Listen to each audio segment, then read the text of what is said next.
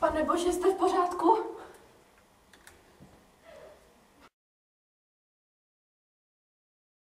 It's my life. It's my life. It's my life, my world. It's my life. I like to move it, move it. I like to move it, move it. I like to move it, move it. You like to move it. Vážený soude, shledali jsme se zde za účelem objasnění útoku na zde přítomnou Renatu Blackovou, potrestání viníka Joža Diamantového Čávy. Nyní dám slovo paní Renatě Blackové a její obhájkyni. Ctihodnost. Má klientka byla fyzicky napadena občanem romské národnosti, když šla ze školy, kde pracuje jako profesorka obrany proti černé magii. Byla napadena ze zadu cihlou a povalena na zem a skopána.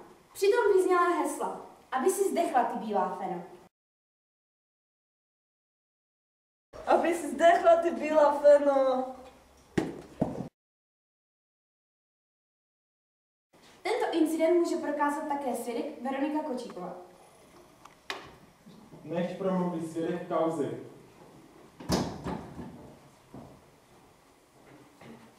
Máte slovo, Veroniko?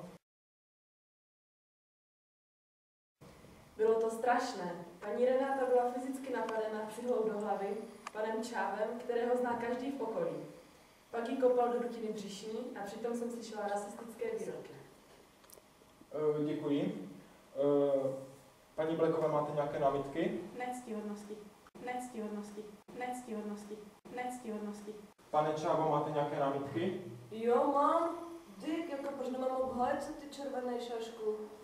Podle paragrafu 802/50 sbírky odstavce B zákonu o apartheidu vám advokát nebyl poskytnut, nebo jste občan romské národnosti s odlišnými kulturami. My máme stejnou kulturu jako vy gadžové. Včera jsem byl v kině na Cigáni jdou do nebe. A co takhle film Cigáni jdou do práce? Na videcko fantastické, ale chodím. Nejsou jiní. Povstaňte. Slavný soude má ctihodnost uděluje zde přítomnému Jožovi Diamantovému Čávu trest 10 let odnětí svobody za těžké napadání podle paragrafu 162/10 sbírky a za rasistické projevy podle paragrafu 81/15 sbírky. Proti tomuto rozsudku se není možné odvolat. Povstaňte. Usedněte. Prosím, odveďte obžalovaného do vazby.